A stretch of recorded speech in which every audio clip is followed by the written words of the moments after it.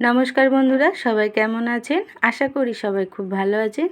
তো ঠান্ডা ঠান্ডা ওয়েদারে রুটির সাথে চিকেন দিয়ে ঘুগনি বানিয়ে নিন।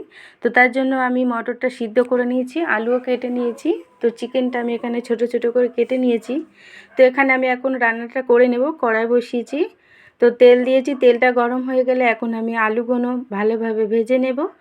অল্প লবণ ও হলুদ দিয়ে আলুটা ঢেকে ঢেকে সুন্দর করে ভেজে নেব। তো ভাজতে ভাজতে যেন আলুটা সুন্দরভাবে সিদ্ধ হয়ে যায়। তো এখানে আমি আলুটা ঢাকা দিয়ে দিয়ে ভেজে নিয়েছি। আলুগুলো আমার সিদ্ধ হয়ে গেছে, এখন আমি তুলে নেব। তো একই কড়াই এখন রান্নাটা করার জন্য আমি তেল দিয়েছি।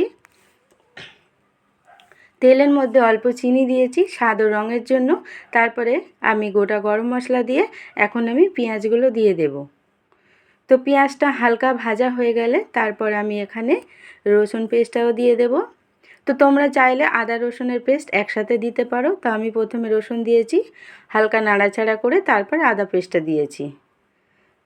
তো রসুন দিয়ে আমি পেঁয়াজের সাথে হালকা ভেজে এখন আমি আদা পেস্টটাও দিয়ে দেব। সুন্দরভাবে ভেজে আদা রসুনের কাঁচা গন্ধ চলে গেলে এখন আমি টমেটো কুচি দিয়ে দেব। তো টমেটোর মধ্যে আমি অল্প লবণ দেব যাতে টমেটোটা ভালোভাবে গলে যায়। তো টমেটোটা আমার গলে গেছে সুন্দরভাবে। এখন আমি এখানে কিছু মশলা দিয়ে দেব। তো এখানে আমি মশলা দিয়েছি হলুদ গুঁড়ো, লঙ্কার গুঁড়ো, ধনিয়া গুঁড়ো, জিরের গুঁড়ো আর গোলমরিচ। গোলমরিচ তোমরা চাইলে দিতে পারো, না দিতে পারো। যেহেতু আমি এখানে চিকেন দিয়ে করছি ঘুগনিটা, তার জন্য এখানে আমি অল্প গোলমরিচের গুঁড়ো অ্যাড করলাম। তো মশলা সুন্দরভাবে কষিয়ে নিয়েছি, এখন আমি চিকেনগুলো দিয়ে ভালোভাবে কষে নেব। তো এখানে সলিড মাংসটাই বেশি, হাড় বেশি নেই, তাড়াতাড়ি হয়ে যাবে। আমি সুন্দরভাবে মিডিয়াম আঁচে চিকেনটা কষে নেব। চিকেনের থেকে বেশ সুন্দর তেল ছেড়ে এসেছে। এখন আমি এখানে অল্প চিকেন মশলা অ্যাড করব।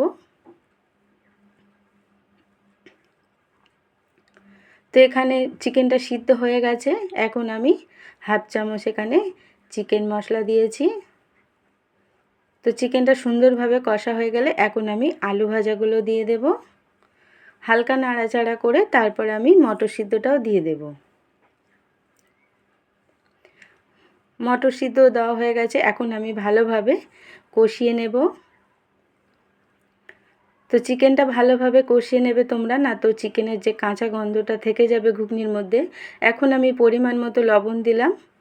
মটরটা লবণ দিয়ে আমি সিদ্ধ করেছিলাম, আলুতেও লবণ দিয়েছিলাম। তো আমার যতটা প্রয়োজন আমি লবণ দিয়ে এখন ভালোভাবে কষিয়ে নেব। হালকা জল দিয়ে আমি কষিয়ে নিয়েছি।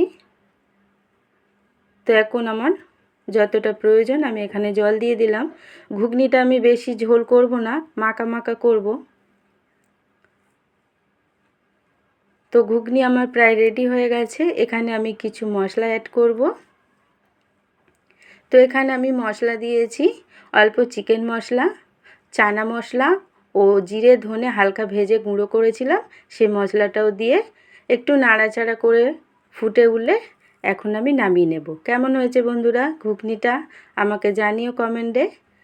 তো ভালো লাগলে লাইক, শেয়ার, কমেন্ট ও সাবস্ক্রাইব করে দিও, তাহলে পরবর্তী ভিডিও তোমাদের সামনে চলে আসবে। টাটা বন্ধুরা, আবারও আসবো আমি নতুন একটা ভিডিও নিয়ে। টাটা।